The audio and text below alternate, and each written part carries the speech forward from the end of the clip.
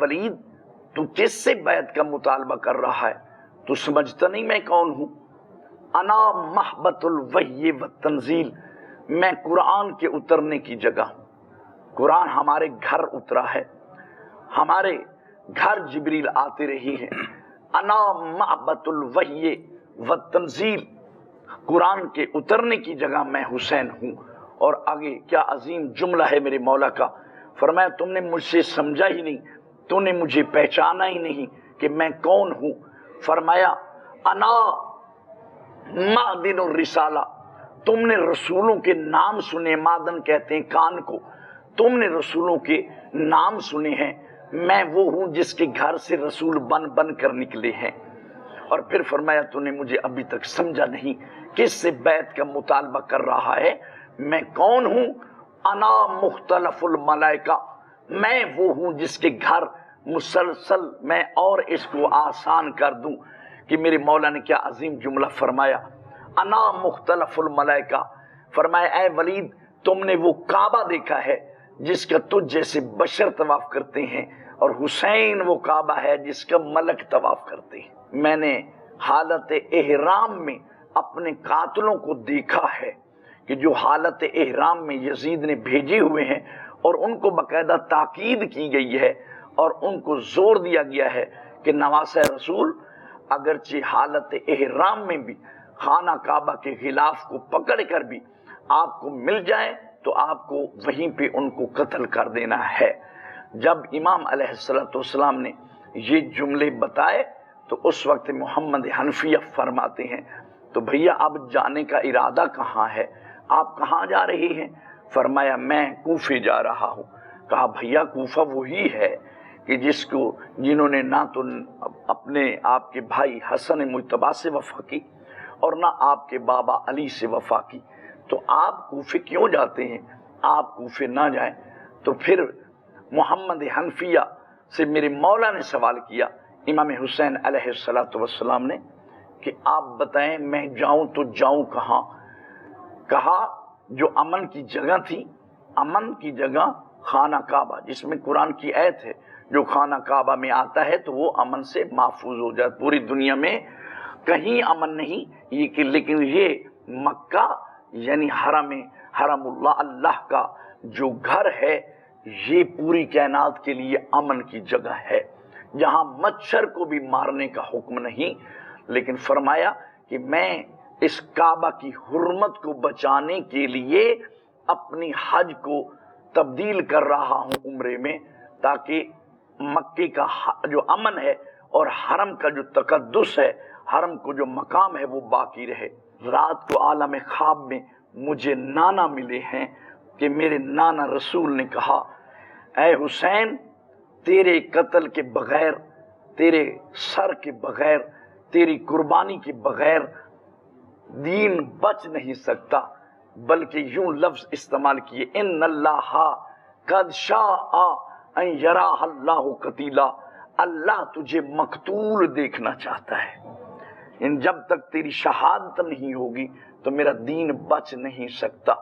جب یہ جملہ کہا تو اب غور فرمائیں، جناب حنفیہ آخر بھائی ہیں، کتنا درد ہوا ہوگا، چیخیں مار مار کے، دھاڑے مار مار کے جناب محمد حنفیہ رونے لگے، کیونکہ جناب محمد حنفیہ کو علم تھا کہ اب یہ سرکار جو مخدرات عصمت کو بھی ساتھ لیے ہوئے ہیں، یہ بنی ہاشم کے جوان بھی ساتھ جا رہی ہیں، تو ان کو علم تھا کہ صاحب ظاہر ہے جب امام مظلوم نے شہید ہونا ہے تو پھر اکبر کی بھی پہلے شہادت ہوگی، عباس کی بھی پہلے شہادت ہوگی، اون محمد کی بھی پہلے شہادت ہوگی، جتنے بنی ہاشم کے جوان ہیں قاسم کی بھی پہلے شہادت ہوگی، ان کی تو شہادت ہو جائے گی، تو پھر اس کے بعد کون بچے گا؟ مخدرات عصمت ہیں۔ تو یہی وجہ یہ ذہن میں تھا جناب حضرت محمد حنفیہ کے کہ پیچھے جب امام شہید ہو جائیں گے تو یہ مزمل و مدثر کی تفسیریں، یہ رسول کی بیٹیاں پھر کہاں جائیں گی؟ تو امام حسین کو کہا جناب محمد حنفیہ نے کہ بھیا اگر پھر آپ جانا چاہتے ہیں تو آپ چلے جائیں، ان مخدرات عصمت کو تو میرے ساتھ بھیج دو۔ وہاں اب غور فرمائیے، کیونکہ امام جناب محمد حنفیہ بھی بھائی ہیں نا آخر، تو ان کے دل میں کتنا درد ہوگا رسول کی بیٹیوں کا، بہت۔ اور امام حسین بھی جانتے ہیں کہ جیسے یہ میری بہنیں ہیں ایسے ہی یہ محمد حنفیہ کی ہی بھی بہنیں ہیں۔ تو اس وقت کہنا اپنے قتل کا یا اپنی شہادت کا پیغام دینا اور ہے، اور مخدرات عصمت کا بتانا کچھ اور تھا۔ اس وقت فرمایا اے میرے بھائی محمد حنفیہ، میں آپ کو کیا بتاؤں، ان اللہ قد شاء ان یرا اللہ سبایا، جہاں اللہ میرے شہادت کے بغیر اس کا دین نہیں بچتا، تو وہاں رسول کی بیٹیوں کا بھی ہاتھوں میں رسن بستہ ہونا یہ بھی اللہ کہہ رہا ہے۔ یعنی جو بھی قدم اٹھا ہے حسین کا، تو حسین کی اپنی مرضی نہیں تھی، اس میں اللہ کی مرضی تھی۔ قتل حسین اصل میں مرگ یزید ہے، اسلام زندہ ہوتا ہے ہر کربلا کے بعد۔ ناظرین، آج 10 محرم کا دن ہے اور آج بات کریں گے حضرت امام حسین علیہ السلام کی عظیم قربانی پر، جس کی وجہ سے دین محمدی کا سر بلند ہوا۔ اس پر ہمارے ساتھ گفتگو کرنے کے لیے موجود ہیں علامہ مبشر حسین نقوی صاحب۔ بہت شکریہ علامہ صاحب، آپ نے وقت دیا۔ علامہ صاحب، آج کے دن کی مناسبت سے اسے یوم عاشور بھی کہا جاتا ہے، عاشورہ کیوں کہا جاتا ہے 10 محرم کو، اور اس میں جو کچھ ہوا وہ ہمارے ناظرین کے ساتھ شیئر کیجیے گا۔ اعوذ باللہ من الشیطان الرجیم، بسم اللہ الرحمن الرحیم۔ قال اللہ تعالی فی کتابہ المجید والفرقانہ الحمید وقولہ الحق، بسم اللہ الرحمن الرحیم۔ شرع لکم من الدین ما وصی بہ نوحا والذی اوحینا الیک ما وصی بہ ابراہیم وموسیٰ وعیسیٰ ان اقیموا الدین ولا تتفرقوا فیہ۔ یہ دین وہ دین ہے جو جناب حضرت آدم علیہ السلام سے چلا، اور یہاں اللہ نے 1,24,000 نبی بھیجے۔ ان 1,24,000 نبیوں میں 313 رسول بھیجے، ان میں 5 اولو العزم نبی بھیجے جن کو صاحب شریعت بھی کہا جاتا ہے، یعنی شریعتیں 5 ہیں، 1,24,000 نبی ہیں۔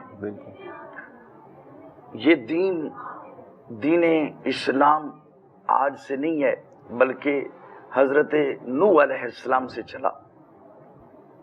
پہلے اولو العزم نبی جناب حضرت نوح علیہ السلام ہیں، دوسرے حضرت ابراہیم خلیل اللہ ہیں، تیسرے حضرت موسیٰ کلیم اللہ ہیں، چوتھے حضرت عیسیٰ روح اللہ ہیں، پانچویں سرکار ختمی مرتبت رسول اعظم صلی اللہ علیہ وآلہ وسلم ہیں۔ کیونکہ یہ دین حضرت نوح علیہ السلام سے چلا، آدم سے بھی چلا ہے، لیکن اصل اولو العزم نبی جو ہیں وہ جناب حضرت نوح علیہ السلام ہیں۔ یہ اتنے عرصے سے، یعنی یہ دین ہر نبی کی اپنی اپنی ڈیوٹی آئی۔ جناب حضرت نوح علیہ السلام 950 سال تبلیغ کرتے رہے، لیکن قرآن کہتا ما آمنا معه الا قلیل، بہت قلیل مقدار میں لوگ مسلمان ہوئے، گنتی کے افراد۔ پھر آگے سلسلہ چلتا چلتا سرکار ختمی مرتبت تک پہنچا۔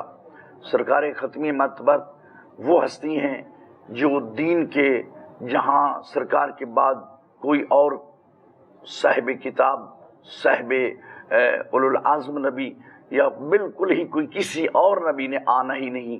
ما کان محمد ابا احد من رجالکم ولکن رسول اللہ و خاتم النبیین، یہاں آ کے دین مکمل ہوا، اور مقام غدیر پر اعلان ہوا الیوم اکملت لکم دینکم واتممت علیکم نعمتی ورضیت لکم الاسلام دینا، کہ آج وہ دین جو نوح سے چلا تھا، آج علی کی ولایت پہ دین مکمل ہو رہا ہے اور پسندیدہ قرار دیا جا رہا ہے۔ اب کیونکہ امام حسین علیہ السلام اس دین کے محافظ ہیں اور اس دین کے وارث ہیں، جب یزید کا زمانہ آیا تو اس وقت یزید کا 3 سالہ دور اتنا شدید دور گزرا کہ اس میں تمام نے 3 بر اعظم تھے جنہوں نے یزید کے ہاتھ پہ بیعت کر لی، सिवाय 5 अफराद के। उनमें एक जो उस वक्त मौजूद थे वो पहले खलीफा अव्वल के बेटे हजरत अब्दुर्रहमान जो हजरत अबू बकर के बेटे थे, दूसरे खलीफा के बेटे हजरत अब्दुल्ला इब्न उमर थे, तीसरे अब्दुल्ला इब्न जुबैर थे, चौथे जो थे अब्दुल्ला इब्न अब्बास थे, और 5वें जो थे वो सरकार इमाम हुसैन अलैहिस्सलातु वस्सलाम थे। अगरचे यजीद ने तमाम से बैत ले ली थी, लेकिन वो मुतमइन नहीं था कि अगर ये 5 हस्तियां मेरी बैत में नहीं आती तो मेरा निज़ाम नहीं चलता। तो अब्दुल्ला इब्ने उमर, अब्दुर्रहमान इब्ने अबू बकर तो फौत हो गए। उसके बाद 4 बचे। कौन? जनाब हजरत अब्दुल्ला इब्ने उमर, वो भी एक तरफ हो गए। दूसरे अब्दुल्ला इब्ने जुबैर जो जाके मक्के बैठ गए और उन्होंने मक्का की हुकूमत संभाल ली। और 34 जो थे वो सरकार इमाम हुसैन अलैहिस्सलातु वस्सलाम, उनसे बैत का मुतालबा किया गया कि आप जो है बैत करें। तो हज़रत इमाम हुसैन अलैहिस्सलातु वस्सलाम ने फरमाया, मिसली ला युबायु का मिसला, मुझ जैसा आप जैसे की बैत नहीं कर सकता। उसकी रीज़न, वजह, सबब, इल्लत क्या है, क्यों नहीं कर सकता? पहली तो बात यह है कि मासूम गैर मासूम के हाथ में बैत नहीं करता। और यजीद अगरचे इसलिए कहा कि मुझ जैसा आप जैसे की बैत नहीं करता, इमाम हाल के आईने में आने वाले क़यामत तक के ज़माने के लिए बता दिया कि सिर्फ आज की बात नहीं बल्कि क़यामत तक मुझ आप जैसे की कहीं भी इमाम बैत कभी भी नहीं करेगा। उसका नतीजा क्या हुआ? यकीनन उन्होंने वलीद को खत लिखा जो गवर्नर था मदीने का कि अगर हुसैन बैत नहीं करते तो उसका सर काट के मेरे पास भेज दो। इमाम हुसैन अलैहिस्सलातु वस्सलाम को बुलाया गया दरबार में। तो इमाम हुसैन अलैहिस्सलातु वस्सलाम 18 बनी हाशिम जवानों के साथ पहुंचे हैं दरबार वलीद में। तो वहां मेरे मौला ने एक मुख्तसर सा खुतबा दिया। जैसे दरबार में पहुंचे तो वलीद ने कुर्सी छोड़ी और मेरे मौला कुर्सी पे बैठे हैं। तो उसने यजीद का खत दिया, क्योंकि वो यजीद का गवर्नर था। जैसे उसने खत पेश किया तो मेरे मौला ने खत पढ़ते ही जवाब दे दिया। जो समझने वाले थे वो समझ चुके कि इमाम ने बता दिया कि मैं यजीद से डरने वाला नहीं हूं। ये जुमला कहा, इन्ना लिल्लाहि व इन्ना इलैहि राजिऊन, कि हम अल्लाह की तरफ से आए हैं और अल्लाह के पास ही जाना है। हमें दुनिया की कोई पावर, कोई ताकत कभी भी डरा नहीं सकती। और फिर मेरे मौला ने मुख्तसर जुमले में तारुफ अपना करवाया कि ए वलीद, तू किससे बैत का मुतालबा कर रहा है? तू समझता नहीं मैं कौन हूं? अना महबतुल वही व तंजील, मैं कुरान के उतरने की जगह हूं। कुरान हमारे घर उतरा है, हमारे घर जिब्रील आते रही हैं। अना महबतुल वही व तंजील, कुरान के उतरने की जगह मैं हुसैन हूं। और आगे क्या अजीम जुमला है मेरे मौला का। फरमाया, तुमने मुझसे समझा ही नहीं, तूने मुझे पहचाना ही नहीं कि मैं कौन हूं।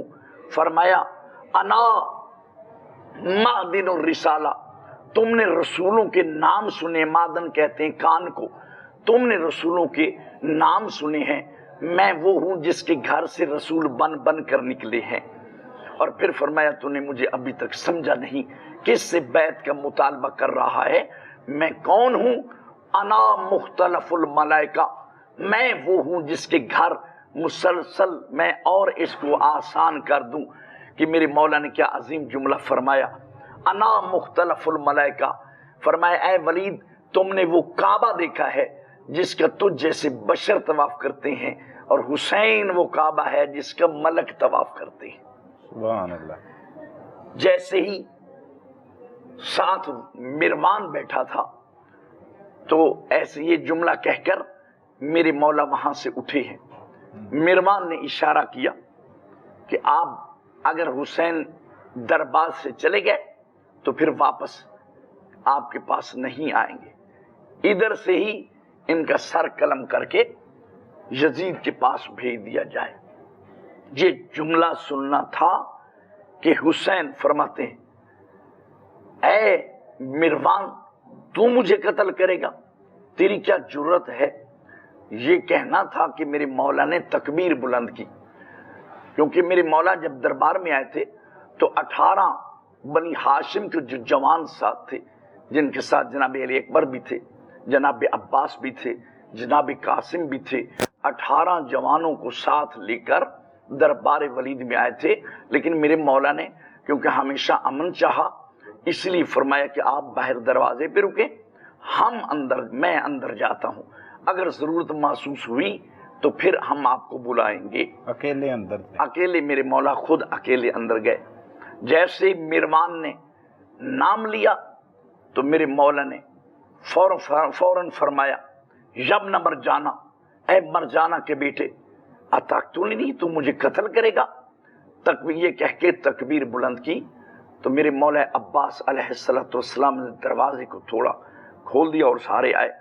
میرے جتنے بنی ہاشم کے جوان تھے ان کے میرے مولا امام حسین علیہ السلام نے امن کو پھر بھی ہاتھ میں رکھتے ہوئے جناب عباس علیہ السلام کے شانے پہ ہاتھ رکھا، کہا عباس آؤ ہم واپس چلتے ہیں۔ بس ادھر سے میرے مولا واپس پلٹے اور پھر تیاری شروع ہوئی کہ ہم نے مکہ میں جانا ہے، یعنی مکہ میں 3 شعبان کو میرے مولا تیاری ہوئی مکمل۔ 18 بنی ہاشم کے جوان ساتھ تھے، مخدرات عصمت بھی ساتھ تھی، تقریباً کوئی 200 اونٹ 200 ناکے تیار ہوئے، اس میں 40 اونٹ تھے، وہ تفصیل ہے۔ پانی کے باقی جو بھی سامان و ساز و سامان تھا اس میں کافی لوگ یعنی اور بھی تھے۔ تو 3 شعبان کو میرے مولا مکہ پہنچے ہیں، 3 شعبان کو مکہ پہنچے، 3 شعبان کو، شعبان، رمضان، شوال، ذیقعد، ذی الحج، 8 ذی الحج کو جب دنیا حج کرنے آ رہی تھی تو اس وقت میرے مولا نے اپنے حج کے عمرے کو یعنی حج کے احرام کو عمرے کے احرام میں تبدیل کیا۔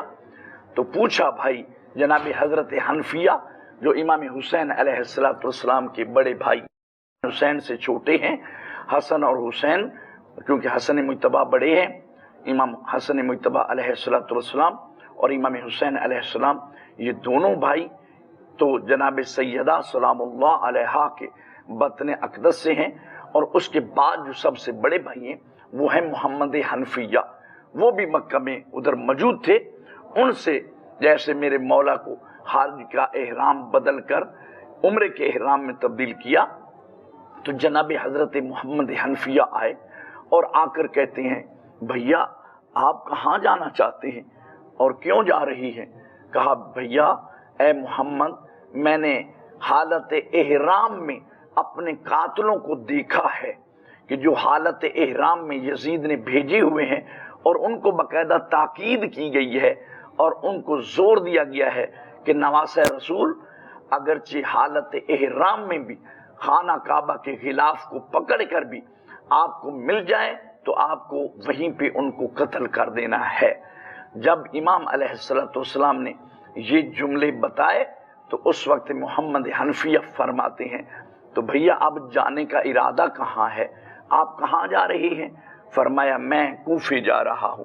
کہا بھیا کوفہ وہی ہے کہ جنہوں نے نہ تو اپنے آپ کے بھائی حسن مجتبی سے وفا کی اور نہ آپ کے بابا علی سے وفا کی، تو آپ کوفے کیوں جاتے ہیں؟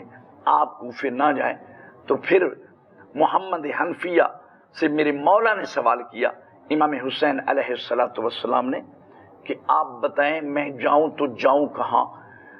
کہا جو امن کی جگہ تھی، امن کی جگہ خانہ کعبہ، جس میں قرآن کی آیت ہے جو خانہ کعبہ میں آتا ہے تو وہ امن سے محفوظ ہو جاتا۔ پوری دنیا میں کہیں امن نہیں یہ کہ لیکن یہ مکہ یعنی حرم اللہ کا جو گھر ہے یہ پوری کائنات کے لیے امن کی جگہ ہے، جہاں مچھر کو بھی مارنے کا حکم نہیں، لیکن فرمایا کہ میں اس کعبہ کی حرمت کو بچانے کے لیے اپنی حج کو तब्दील कर रहा हूं उम्रे में, ताकि मक्के का जो अमन है और हरम का जो तकद्दुस है, हरम को जो मकाम है वो बाकी रहे।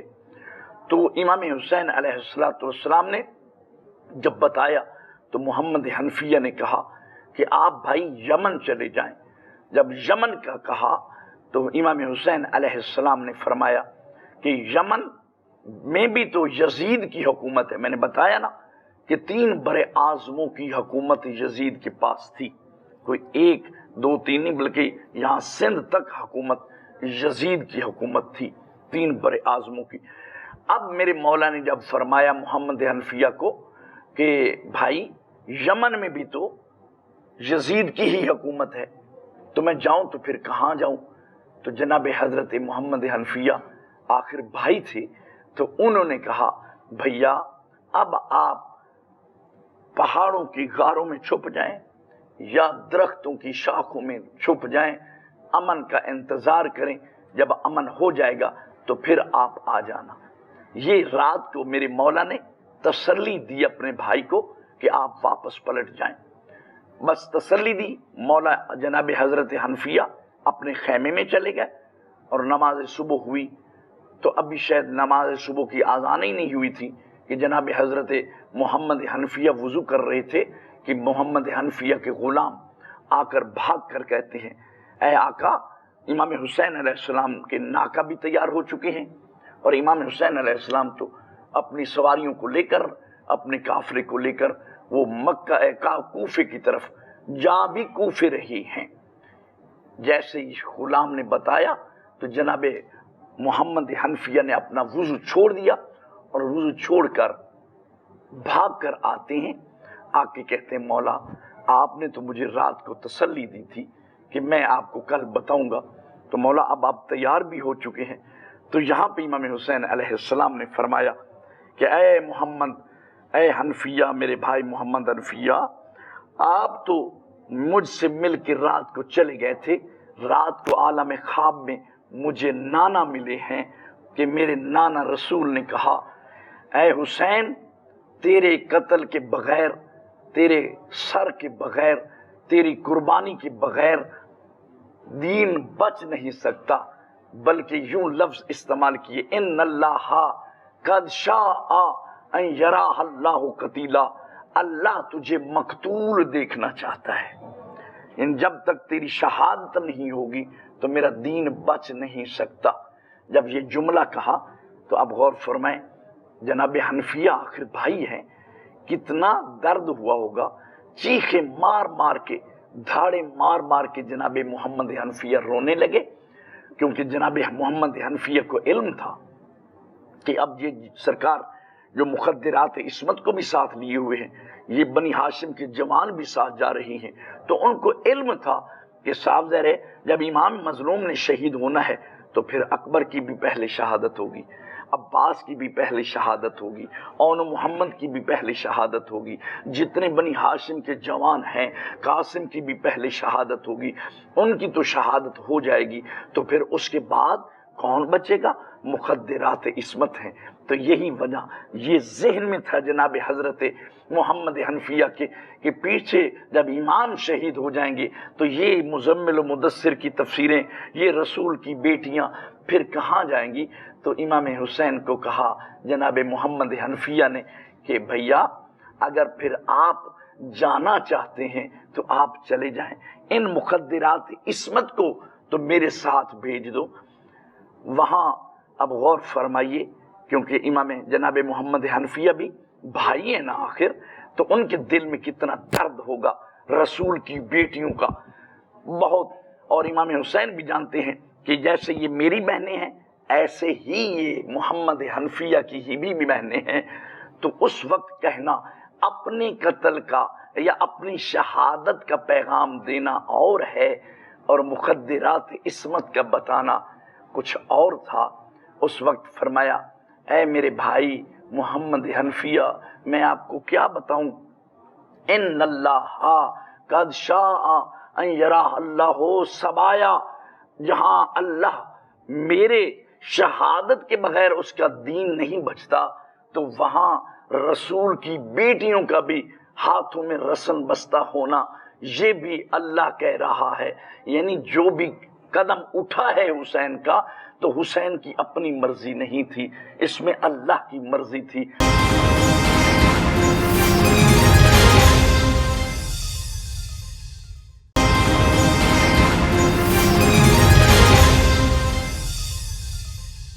سوال یہ اٹھتا ہے کہ یزید کی بیعت کیوں نہ کی؟ کیونکہ یزید ایسا شخص تھا کہ جس کے لیے تمام متفق علیہ ہیں. کوئی اس جو میں روایت اب پیش کر رہا ہوں اس پہ آج تک کسی نے کوئی بھی یعنی انکار نہیں کیا. یزید کی مختصر حکومت 3 سال کچھ مہینے تھی. 3 سالوں میں اس نے سب سے پہلا ظلم یہ کیا کہ رسول کے بیٹے کو قتل کیا. دوسرا ظلم اس نے یہ کیا کہ رسول کے مدینہ میں روضہ رسول پر 3 دن مسلسل آپ جانتے ہیں کہ نماز معطل رہی، آذانیں نہ ہوئیں. 1000 صحابیات جو بغیر شوہر کے بچہ جننے پہ مجبور ہو گئی. 1000 صحابیوں کو قتل کیا گیا اور 3 دن مسلسل خانہ کعبہ میں گھوڑے باندھے گئے، کھچر باندھے گئے. یعنی اتنا ظلم کیا. ذالک الذی یبشر اللہ عبادہ الذین آمنوا قل لا اسألکم علیہ اجرا الا المودۃ فی القربى ومن یقترف حسنۃ نزد لہ فیہا حسنا. حالانکہ رسول نہیں مانگ رہے، یہ لفظ کل کہتا ہے کہ اللہ نے اپنے حبیب سے کہا ہے کہ میرے حبیب، ہو سکتا ہے کچھ لوگ یہ کہیں کہ اب رسول جاتے ہوئے اپنی اہل بیت کی محبت ہم پہ مسلط کر کے جا رہے ہیں، لہذا اسی وجہ سے اللہ نے لفظ کل استعمال کیا ہے کہ میرے حبیب کی اپنی طرف سے خواہش نہیں ہے. میں اللہ چاہتا ہوں کہ میرے نبی کی آل پاک آل کی محبت بھی تم پر واجب ہے، فرض ہے. اس لیے ملت مسلمہ کے بہت بڑے امام ہیں امام شافعی علیہ رحمہ، آپ جانتے ہیں بہت بڑی ہستی ہیں، ائمہ اربعہ میں سے ہیں. انہوں نے کیا عظیم جملے کہے، وَكَفَاكُم مِّنْ عَظِيمِ الْقَدْرِ یا اہل بیت نبوہ، اے اہل بیت نبوہ، کفاکم من عظیم القدر، آپ کی قدر منزلت عظمت کے لیے اتنا کہنا کافی ہے. من لم یصلی علیکم لا صلاۃ لہ، کہ جو آپ کی ذات پہ صلوات نہیں پڑھتا اس کی نماز بھی اس کے منہ پر دی ماری جاتی ہے. مدینۃ المعاجز کتاب ہے، اس میں واقعہ میں نے پڑھا ہے کہ جب امام حسین علیہ السلام مدینہ چھوڑنے لگے تو رسول اعظم کے بہت قریبی ترین صحابی ہیں جابر ابن عبداللہ انصاری، بہت معروف ہستی ہیں. ان کو وہ آئے اور انہوں نے کہا کہ اے حسین، تیرے بھائی نے بھی تو حضرت معاویہ سے صلح کی، تو آپ بھی یزید سے صلح کر لیں. تو امام علیہ السلام نے فرمایا کہ اے جابر ابن عبداللہ، اگر آپ چاہتے ہیں تو میرا نانا آپ کو خود تسلی دے دے. تو آپ میری بات مانتے ہیں یا نہیں مانتے؟ اگر آپ چاہیں تو میرے نانا یہیں پہ آ کر آپ کو خود بتاتے ہیں کہ میرا حسین کا یہ قدم، میرے حسین کا قدم اپنے طور پہ ہے یا اللہ اس میں چاہتا ہے کہ اے میرے حسین تم مدینہ چھوڑ دو، تم مخدرات عصمت کو ساتھ لے لو اور تم جا کر میرے دین کی حفاظت کرو. جیسے ہی میرے مولا کو جابر ابن عبداللہ انصاری نے کہا، آپ کہا تشریف رکھیے. اس لیے ہم کہتے ہیں کہ امام کہتے ہی اسے ہیں کہ جو زمین پہ بیٹھ کر آسمان کی بلکہ پوری کائنات پہ جس ان کی حکومت ہوتی ہے ہم اس سے امام کہتے ہیں.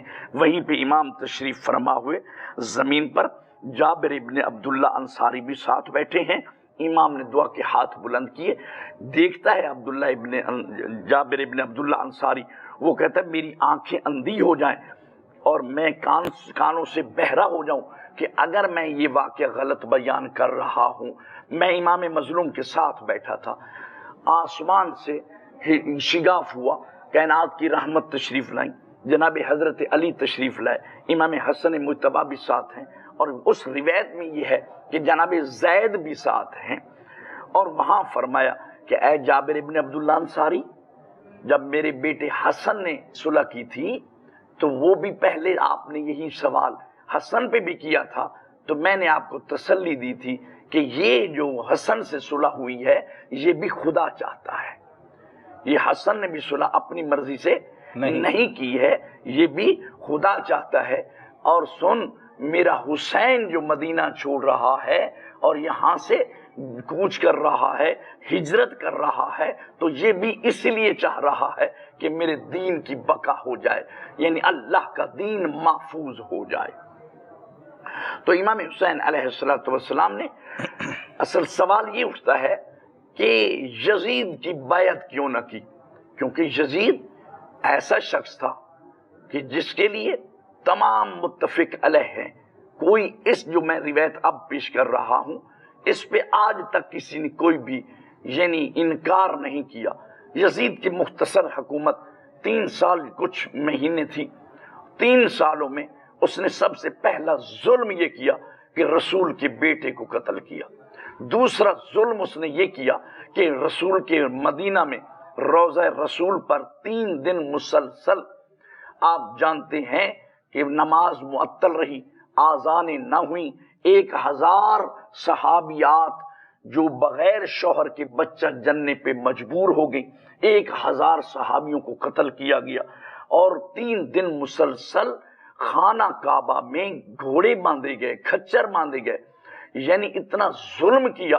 اور اب غور فرمائیں، مسلم ابن عقبہ یعنی وہ عقبہ کی سربراہی میں ادھر گئے تھے، تو اس کے بعد ادھر یہ کعبہ کو یعنی مدینے کو 3 دن مسلسل مباح قرار دیا یزید نے کہ جو کچھ آپ پہ ہو آپ اس پہ ظلم کریں، جو اپنی مرضی کریں۔ اور پھر صرف مدینے تک اس نے موقوف نہیں کیا، رکا نہیں ہے، بلکہ اس نے خانہ کعبہ پہ چڑھائی کی، اور خانہ کعبہ پہ چڑھائی کرنے کی صرف چڑھائی نہیں کی بلکہ خانہ کعبہ پہ اس نے باقاعدہ غلاف کو بھی جلایا، خانہ کعبہ کو بھی جلا دیا، اور منجنیق کے ذریعے اس پہ حملہ کیا۔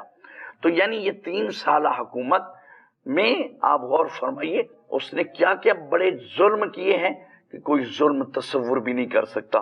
پہلا ظلم اس کا رسول کے بیٹے کا قتل، دوسرا ظلم اس کا رسول کے مدینے پہ حملہ، تیسرا ظلم اس کا خدا کے گھر پہ حملہ، یعنی وہ تو دائرہ اسلام سے بھی خالی۔ آپ صاحب ذرے جتنے بھی ملت مسلمہ سے کوئی بندہ بھی تعلق رکھتا ہے اس کے مرکز و محور کعبہ ہے، جو بھی ملت مسلمہ سے تعلق رکھتا ہے، جو لا الہ الا اللہ پڑھتا ہے، محمد رسول اللہ پڑھتا ہے، تو وہ مسلم ہے، اور اس کا تعلق مدینے سے بھی ہے، اس کا تعلق مکے سے بھی ہے، اور رسول کے بیٹے سے بھی ہے، کیونکہ رسول کی محبت صرف اللہ نے رسول نے نہیں کہی کہ تم میرے اہل بیت سے محبت کرو، بلکہ سورہ شورا میں فرمایا ذالک الذی، بلکہ جب بشارت یعنی اہل بیت کی محبت اللہ نے مانگی ہے تو دیکھیے کہ اس انداز سے اللہ نے اپنے حبیب کے ذریعے منگوائی، ذالک الذی یبشر اللہ عبادہ الذین آمنوا قل لا اسألکم علیہ اجرا الا المودۃ فی القربى ومن یقترف حسنۃ نزد لہ فیہا حسنا۔ حالانکہ رسول نہیں مانگ رہے، یہ لفظ کل کہتا ہے کہ اللہ نے اپنے حبیب سے کہا ہے کہ میرے حبیب، ہو سکتا ہے کچھ لوگ یہ کہیں کہ اب رسول جاتے ہوئے اپنی اہل بیت کی محبت ہم پہ مسلط کر کے جا رہے ہیں، لہٰذا اسی وجہ سے اللہ نے لفظ کل استعمال کیا ہے کہ میرے حبیب کی اپنی طرف سے خواہش نہیں ہے، میں اللہ چاہتا ہوں کہ میرے نبی کی آل پاک آل کی محبت بھی تم پر واجب ہے، فرض ہے۔ اس لیے ملت مسلمہ کے بہت بڑے امام ہیں، امام شافعی علیہ رحمہ، آپ جانتے ہیں بہت بڑی ہستی ہیں، ائمہ اربعہ میں سے ہیں۔ انہوں نے کیا عظیم جملے کہے، وَكَفَاكُم مِّنْ عَظِيمِ الْقَدْرِ یا اہل بیت نبوہ، اے اہل بیت نبوہ، کفاکم من عظیم القدر، آپ کی قدر منزلت عظمت کے لیے اتنا کہنا کافی ہے، من لم یصلی علیکم لا صلاۃ لہ، کہ جو آپ کی ذات پہ صلوات نہیں پڑھتا اس کی نماز بھی اس کے منہ پر دے ماری جاتی ہے۔ تو اصل عرض کرنے کا مقصد یہ ہے کہ یہ اتنی ساری باتیں بتانے کا مقصد یہ ہے کہ یزید کو 3 بر اعظموں کی حکومت مل چکی، لیکن اسے پتا تھا کہ اگر حسین میرے ہاتھ پہ بیعت نہیں کرتا تو میں پوری کائنات میں ناکام ہوں، اور اس لیے کہ جانتا تھا کہ اصل حکومت تو انہی کی ہے، اصل الہی حکومت جو ہے وہ ان کی ہے، حسین کی ہے، حسین کے بابا کی ہے، حسین کے بھائی کی حکومت تھی۔ وہ تو مصلحتاً سرکار امام حسن مجتبی نے بھی، کیونکہ اللہ فتنے کو پسند نہیں کرتا، الفتنہ تو اشد من القتل، فتنہ قتل سے بھی زیادہ سخت ہے، اللہ نے پسند نہیں کیا کہ فتنہ برپا نہ ہو، اے حسن تم صلح کر لو۔ لیکن وہ وقت تھا کہ یزید کے باپ نے علل اعلان واجبات دین کا انکار نہیں کیا تھا، یعنی وہ علل اعلان اتنا کام جرم نہیں کرتا تھا جتنا یزید نے آ کے کیا۔ یزید نے علل اعلان شراب پی، علل اعلان آ کے اس نے اپنے جو محرمات تھی ان کے ساتھ انہوں نے یعنی حرام کام کیا۔ اب تماچا برخسار یزید ایک چھوٹی سی کتاب ہے، اس میں جا کر دیکھ لینا، اس نے بہت عظیم واقعہ جملہ لکھا ہے، اس سے ہمیں پتہ چل جاتا ہے کہ حسین علیہ السلام نے یزید سے صلح کیوں نہیں کی، کیونکہ وہ علل اعلان محرمات یعنی اسلام کی، جو اللہ نے اسلام چیزیں حرام قرار دی تھیں ان کو حلال کرنا چاہتا تھا۔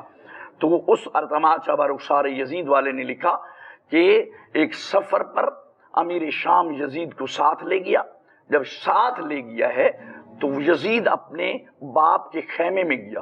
یہ تماچا برخسار یزید ایک چھوٹی سی کتاب ہے، میں نے حوالہ دے دیا ہے۔ یزید اپنے باپ کے خیمے میں جاتا ہے، اس کی ماں عیسائی عورت تھی، وہ وہاں بیٹھی تھی، سامنے شراب پڑی ہے، اور وہ پوچھتا ہے یزید یہ شراب کہاں سے آئی ہے؟ میں نے اس لیے بتا دیا، کتاب کا حوالہ دے دیا، ہو سکتا ہے کوئی اپنی طرف سے ہماری طرف منسوب نہ کرے کہ مولانا اپنی طرف سے کہہ رہے ہیں۔ کتاب کا نام ہے تماچا برخسار یزید۔ تو اس نے جیسے دیکھا کہ یہ شراب کیوں پڑی ہے، اس نے وہیں پہ وہی شراب اٹھائی اور خود شراب پی، اور وہ جو ستیلی ماں اس کے ساتھ تھی اس کو کہا کہ میری خواہش پوری کر، یعنی وہ اس کے ساتھ کرنا چاہتا تھا۔ تو اس نے کہا کہ میں عیسائی ہو کے ادھر تیرے باپ کے پاس مسلمان اسی لیے ہوئی ہوں کہ میں جو ہے شریعت کو سمجھوں، تو آپ میرے سے کرنا چاہتے ہیں۔ مقصد بتانے کا عرض یہ ہے کہ وہ جو دین کو پامال کر رہا تھا، شریعت محمد کو پامال کر رہا تھا، زہری شراب پی رہا تھا، یعنی محرمات کو علل اعلان کرتا تھا، اس لیے وارث اسلام جو تھے، وارث جو دین تھے، جن کے باپ پہ دین مکمل ہوا، جن کے باپ پہ نعمتیں تمام ہوئی، جن کے باپ پہ اسلام پسندیدہ بنا، اب وہ ہستی تو پسند نہیں کرتی تھی کہ ہمارے سامنے جو ہے دین کی پامالی ہو، دین کو نیست و نابود کیا جائے، دین کو خراب کیا جائے۔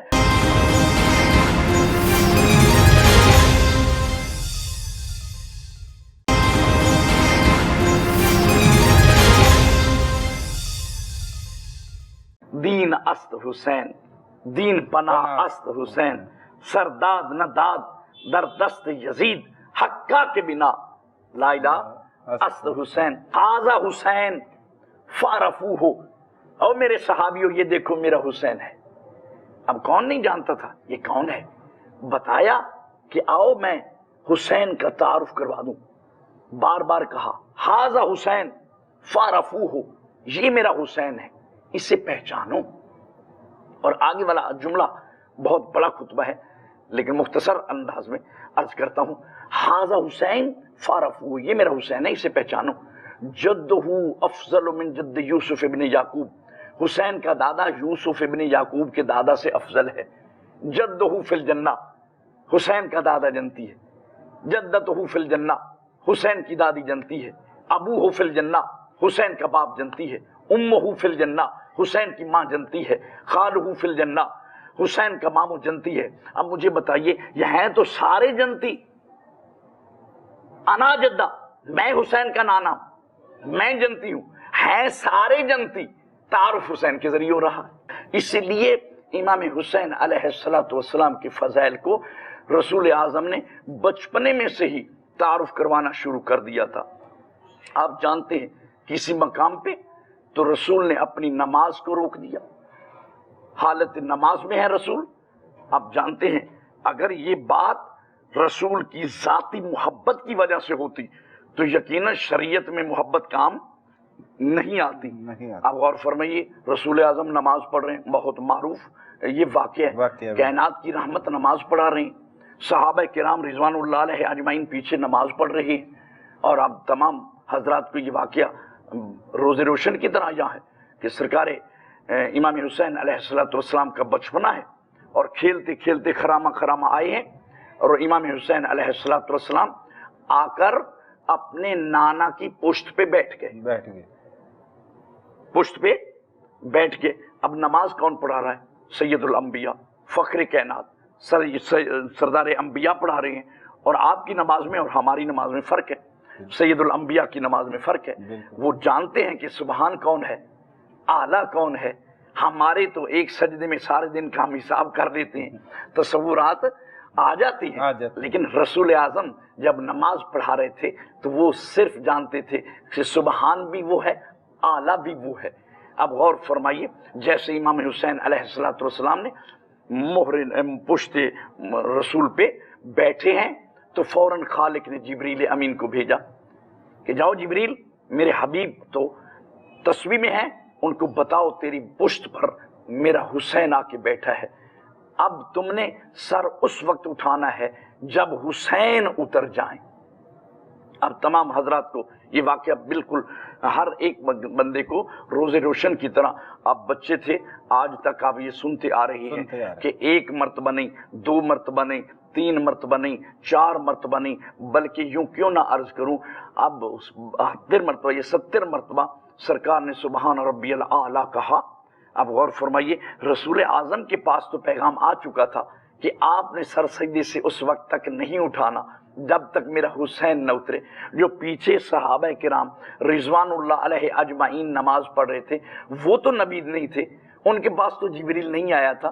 यही वजह और सबब है कि जो सहाबा किराम रिजवानुल्लाह अलैहि अजमाइन जानते थे कि हमने तो तस्बीह पढ़नी है 2 मरतबा या 3 मरतबा पढ़नी है, इससे ज़्यादा से ज़्यादा 7 मरतबा पढ़नी, तो वो जब देखा कि अब कायनात की रहमत तूल पकड़ गए हैं सजदे में, तो बार बार सर उठाएं, सामने देखें तो हुसैन है। और हुसैन का बैठना अजीब था। हुसैन अल इमाम इमामन वलौ काना सबिया, इमाम होता है अगरचे वो बच्चा ही क्यों ना हो। लोगों की निगाहों में बच्चा थे नौज़ बिल्लाह, लेकिन अल्लाह की निगाह में कोई हिकमत फेल कौलुल हकीम ला यखलिफु अनिल हिकमा। अब गौर फरमाइए, नमाज पढ़ाने वाली शख्सियत कौन है? जो वारिस दीन है, मालिक दीन है, सैयदुल अंबिया है। तमाम दुनिया के अंबिया जितने भी आए हैं वो दीन जो लेके आए हैं उस दीन के वारिस, सारे दीनों के वारिस का नाम है सैयदुल अंबिया। जितनी भी शरीयतें आई उनका वारिस कौन है? वो नमाज पढ़ा रहा है। आम बंदा तो नमाज पढ़ा नहीं रहा। एक मरतबा सर उठाया सहाबा ने, दूसरी मरतबा सर उठाया सहाबा ने, तीसरी मरतबा सर उठाया सहाबा ने। अब हुसैन जैसे बैठे हैं, हुसैन का बैठना अजीब है। ये बात नहीं है कि हुसैन आकर बैठे हैं जैसे आम बच्चा बैठ जाता, नहीं, बल्कि हुसैन का चेहरा सहाबा की तरफ था और पुश्त जो थी वो काबा की तरफ थी। अब जितने भी सहाबा बार बार सर उठाते हैं, सामने हुसैन है, फिर सर सजदे में रखते हैं, फिर उठाते हैं, सामने हुसैन है, फिर सर सजदे में रखते हैं, फिर उठाते हैं, सामने हुसैन है। मैं यूं सादे लफ्जों में अर्ज कर दूं, जब हुसैन हर सहाबी के जहन में बैठ गए तो उस वक्त अब गौर फरमाइए, खालिक ने यकीनन ये कहा होगा कि असल दीन दीन हुसैन है। इसलिए किसी बहुत बड़े वली ने, हिंदुस्तान के बहुत वली ने कहा, ख्वाजा ने, दीन अस्त हुसैन, दीन पना अस्त हुसैन, सरदाद न दाद दर दस्त यजीद, हक्का के बिना ला इलाहा अस्त हुसैन। तो नमाज मुकम्मल हुई और उसके बाद तारुफ हुसैन हो गया। कि आप गौर फरमाइए इस जुमले पर, ये अहम तरीन जुमला मैं आपको दे रहा हूं। अब गौर ये फरमाइए, रसूल किसकी इंतजार में है? वही की इंतजार में। जिब्रील आए, मुझे कहें कि सर उठाओ, तो फिर रसूल ने सर उठाना था ना। अब गौर फरमाइए, जिब्रील रसूल है जिब्रील की इंतजार में। अब इस जुमले पे गौर फरमाइए। अब गौर फरमाइए, जिब्रील अमीन आकर मेरे नबी को बताएंगे तो फिर सर उठाएंगे ना। پہلے تو نہیں اٹھائیں گے، کیونکہ پہلے اللہ نے پیغام بھیجا ہے کہ سر آج اس وقت تک جب تک میرا حسین نہ اترے، یعنی اب رسول ہیں وحی کے انتظار میں، اور وہی ہے جبریل کے انتظار میں، اور جبریل ہے خدا کے انتظار میں کہ مجھے خدا حکم دے تو میں جا کر پیغمبر کو پیغام دوں۔ کیا کمال ہے! تو یوں کیوں نہ عرض کروں کہ حسین اسے کہتے ہیں جس کا خود خدا انتظار کرے۔ سبحان اللہ۔ اب غور فرمائیے، یہ تعارف ہے، کس کو تعارف کروا رہے ہیں؟ انبیاء۔ اب غور فرمائیے، سید الانبیاء کس کو تعارف کروا رہے ہیں؟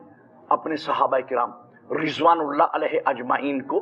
یہ پہلا موقع تھا کہ تعارف کروایا حالت نماز میں، حالت نماز میں تعارف کروایا نا، کوئی اور جگہ ہوتی تو پھر بھی کہا جا سکتا تھا۔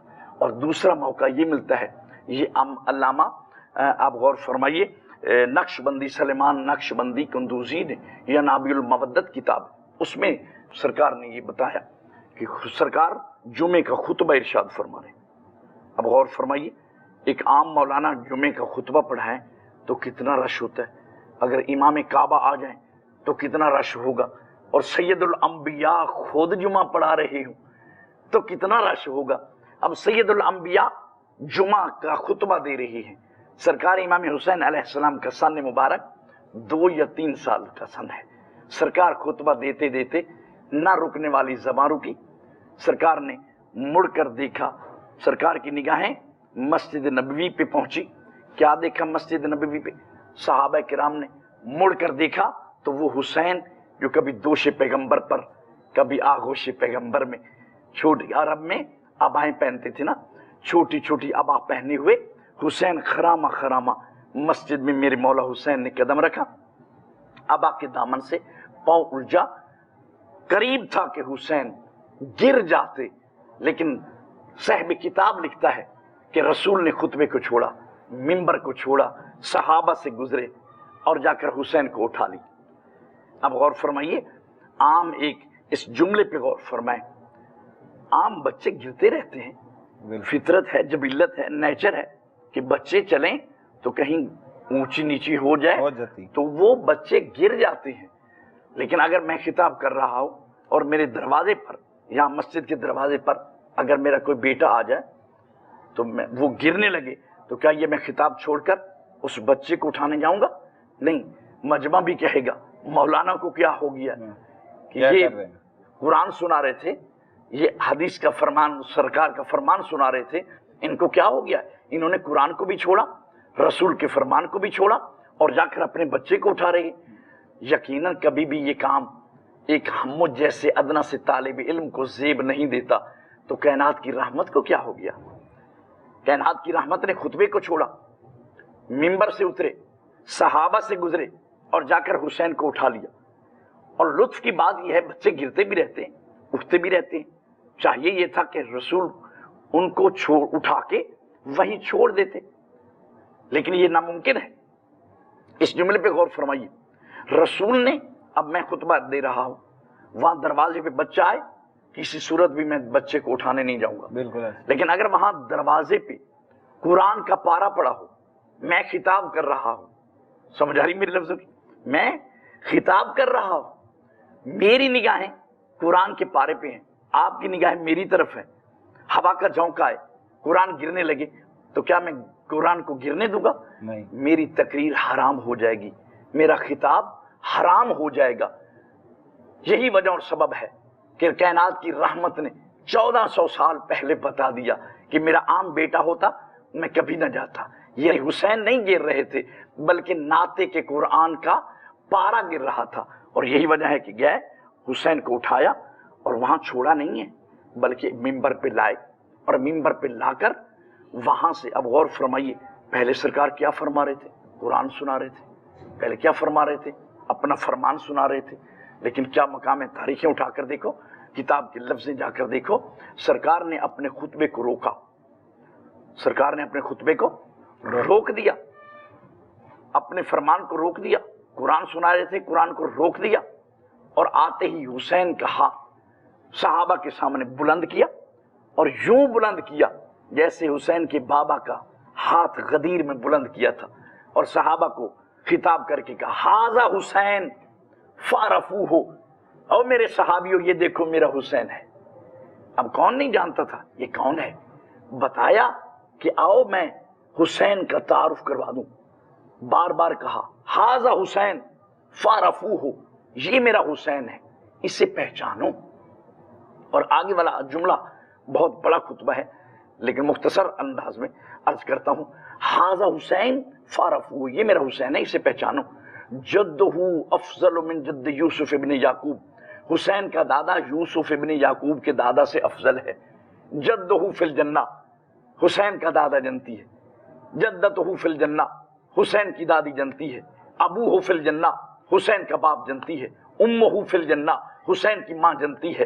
خالہ فی الجنہ، حسین کا ماموں جنتی ہے۔ اب مجھے بتائیے یہ ہیں تو سارے جنتی، انا جدہ، میں حسین کا نانا ہوں، میں جنتی ہوں، ہیں سارے جنتی، تعارف حسین کے ذریعے ہو رہا ہے۔ کیسا تعارف ہے کائنات کی رحمت نے، اور کسی اس میں مذہب ملت کی کوئی تشخیص نہیں ہے، کوئی فرقے کی تشخیص نہیں ہے کہ سرکار نے کسی ایک کو کہا، بلکہ پوری اپنی امت کو بتا دیا کہ میرا حسین وہ ہے کہ میں نے نماز کو بھی روک کے حسین کا تعارف کروایا، میں نے خطبے کو بھی روک کے نماز حسین کا تعارف کروایا۔ یعنی رسول کا فرمان نعوذ باللہ کوئی عام فرمان نہیں، بتا دیا کہ یہ میرا حسین وہ ہے کہ جب دین پہ وقت آئے گا تو اس نے دین کو بچانا ہے، اس دین نے دین کو بچانا ہے۔ اور باقاعدہ ایک نہیں کئی مقام پہ کہیں فرمایا ان الحسین مصباح الہدا والسفینۃ النجاہ، حسین ہدایت کا چراغ ہے، والسفینۃ النجاہ، اور نجات کی کشتی ہے۔ بیچ مجمع کے ایک شخص کھڑا ہوا اور ہاتھ باندھ کے کہتا ہے یا رسول اللہ آپ نجات کی کشتی نہیں ہیں، آپ نجات کی کشتی نہیں ہیں۔ کہا مولا آپ جو فرما رہے ہیں کہ حسین نجات کی کشتی ہے تو کیا آپ نجات کی کشتی نہیں ہیں؟ کائنات کی رحمت نے کہا وَهُوَ اسرا، حسین تیز ترین کشتی نجات ہے۔ بہت شکریہ، بہت شکریہ علامہ صاحب، بہت شکریہ۔ ناظرین جہاں سے پروگرام شروع کیا تھا وہیں سے اس کا اختتام کرتے ہیں۔ قتل حسین اصل میں مرگ یزید ہے، اسلام زندہ ہوتا ہے ہر کربلا کے بعد۔ اپنے میزبان سلمان قریشی اور ٹیم تفتیشی کو اجازت دیجیے، اللہ نے کے بعد۔